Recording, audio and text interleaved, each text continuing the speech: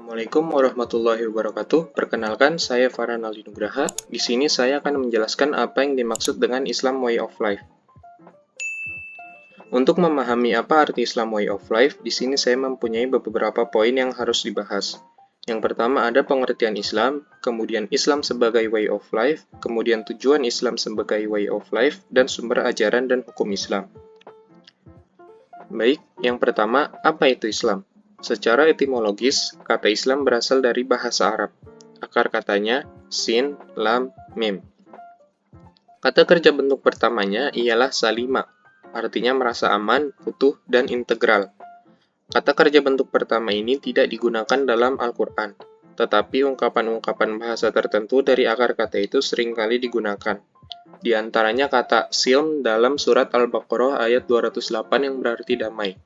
Kemudian kata kerja bentuk keempatnya ialah aslama, artinya ia menyerahkan dirinya atau memberikan dirinya. Kemudian, ada pengertian Islam secara terminologis. Secara terminologis, ada beberapa ulama dan pemikir Islam yang memberikan pengertian Islam secara terminologis. Di antaranya ialah Syekh Mahmud Shaltut. Ia memberikan pengertian Islam sebagai agama yang disyariatkan Allah melalui nabinya Muhammad SAW untuk disampaikan dan diajarkan kepada seluruh manusia. Kemudian, Majelis Tarjih Muhammadiyah dalam keputusannya memberikan pengertian agama Islam sebagai apa yang telah disyariatkan Allah dengan perantara para rasulnya berupa perintah, larangan, dan petunjuk untuk kemaslahatan manusia di dunia dan di akhirat. Kemudian, Islam sebagai way of life. Hakikat manusia menurut Islam adalah sebuah wujud yang diciptakan. Dalam penciptaan ini, manusia ia telah diberikan oleh Allah Subhanahu wa Ta'ala dengan potensi untuk hidup, di mana potensi ini berkaitan dengan fitrah manusia. Fitrah adalah potensi manusia yang dapat diperlukan untuk hidup di dunia. Melalui potensi itu, manusia akan mampu mengatur dan mengelola dinamika kehidupan di dunia ini. Islam sebagai way of life ini adalah jalan hidup yang diturunkan Allah Subhanahu wa Ta'ala, zat yang menciptakan manusia seluruh alam semesta dan seluruh kehidupan yang terdapat di dalamnya. Dia yang menciptakan manusia, menghidupkan, mematikan, dan memberikan seluruh sarana di alam semesta ini dengan sebaik-baiknya, sesuai dengan bentukan dan sifat alami kemanusiaannya sehingga dapat meraih kebahagiaan. Kemudian lanjut tujuan Islam sebagai way of life. Yang pertama, sebagai pembimbing dalam hidup. Pengendali utama kehidupan manusia adalah kepribadiannya yang mencakup segala unsur pengalaman pendidikan dan keyakinan yang didapatnya sejak kecil. Apabila pertumbuhan seseorang terbentuk suatu kepribadian yang harmonis, di mana segala unsur pokoknya terdiri dari pengalaman yang menenteramkan jiwa, maka dalam menghadapi dorongan baik yang bersifat biologis ataupun rohani dan sosial akan mampu menghadapi dengan tenang. Kemudian yang kedua, sebagai penolong dalam kesukaran. Orang yang kurang yakin akan agamanya atau lemah imannya akan menghadapi cobaan atau kesulitan dalam hidup dengan pesimis, bahkan cenderung menyesali hidup dengan berlebihan dan menyalahkan semua orang. Beda halnya dengan orang yang beragama dan teguh imannya. Orang yang seperti ini akan menerima setiap cobaan dengan lapang dada. Yang ketiga, sebagai penentram batin. Jika orang yang tidak percaya akan kebesaran Tuhan, tak peduli orang itu kaya apalagi miskin, pasti akan selalu merasa gelisah. Lain halnya dengan orang yang beriman. Orang kaya yang beriman tebal tidak akan gelisah. Yang keempat, sebagai pengendali moral. Setiap manusia yang beragama dan beriman akan menjalankan setiap ajaran agamanya.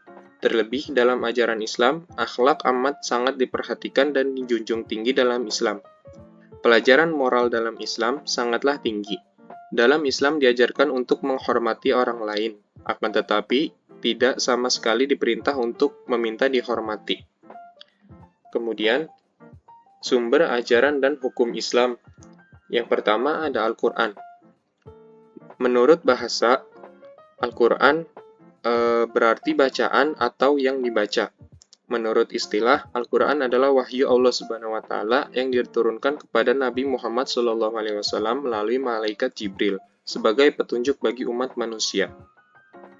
Di kalangan ulama, ada perbedaan pengertian. secara etimologis mengenai Al-Quran. Asy-Syafi'i misalnya mengatakan bahwa Al-Quran tidak berasal dari akar kata apapun dan tidak pula ditulis dengan hamzah. Lafaz tersebut sudah lazim digunakan dalam pengertian kalam Allah atau firman Tuhan yang diturunkan kepada Nabi Muhammad SAW. Kemudian ada hadis. Selama hidupnya, Rasulullah SAW berinteraksi dengan masyarakat yang hidup pada masanya. Hasil interaksi tersebut, baik berupa perkataan, perbuatan, maupun ketetapan Rasulullah SAW disebut sebagai hadis. Ada kalanya para ulama memberikan definisi yang lebih kompleks tentang hadis atau membedakannya dengan sunnah. Akan tetapi, singkatnya, hadis adalah segala sesuatu yang berhubungan dengan Rasulullah SAW yang disampaikan oleh para sahabat. Secara umum, hadis terbagi menjadi dua, yaitu hadis mutawatir dan hadis ahad. Hadis mutawatir merupakan hadis yang diriwayatkan oleh 10 perawi atau lebih di setiap tingkatan perawinya. Sementara hadis ahad merupakan hadis yang periwayatnya tidak mencapai 10 orang. Kekuatan hadis mutawatir sangat tinggi karena kemungkinan bohong dari perawinya sangat kecil. Kemudian ada ijtihad. Ijtihad merupakan penelitian atau usaha bersungguh-sungguh untuk menyelesaikan masalah-masalah yang menyangkut hukum Islam. Ijtihad dilakukan dengan mengerahkan segenap akal, pengetahuan, dan kemampuan analisis untuk membuat hukum yang tidak disebutkan secara eksplisit dalam Al-Quran dan hadis. Kemudian ada ijma dan qiyas. Ijma merupakan kesepakatan para ahli yang kompeten dalam mengurusi umat tentang sebuah hukum setelah masa Nabi Muhammad SAW. Qiyas merupakan salah satu cara penggunaan ra'yu dalam menggali hukum yang tidak disebutkan secara eksplisit dalam Al-Quran dan hadis dengan membandingkannya dengan sebuah hukum yang ada di dalam Al-Quran dan hadis. Jadi, kesimpulan dari pembahasan ini adalah seorang muslim dapat menjadikan Islam way of life atau jalan hidupnya yang bersifat dinamis dan progresif mengikuti perkembangan positif masyarakatnya. Dan karena itu pula Islam memperkenalkan dirinya sebagai agama yang universal. Agama yang selalu sesuai kapan dan dimanapun juga. Ajaran Islam merupakan sebuah ajaran yang tidak hanya terbatas pada masalah hubungan pribadi antara seorang individu dengan penciptanya, hablum minallah, namun mencakup pula masalah hubungan antara sesama manusia atau hablum minan nas. Bahkan juga hubungan antara manusia dengan makhluk lainnya termasuk dengan alam dan lingkungan. Islam adalah nilai-nilai dasar dan norma-norma serta pengetahuan atau pemberitahuan ilahi yang terkandung dalam Al-Quran dan diperjelas dengan sunnah Rasul. Dalam kaitan tersebut, maka bagi setiap muslim, Islam adalah suatu kebenaran yang mutlak sifatnya, universal dan netral, serta tidak terikat oleh ruang dan waktu.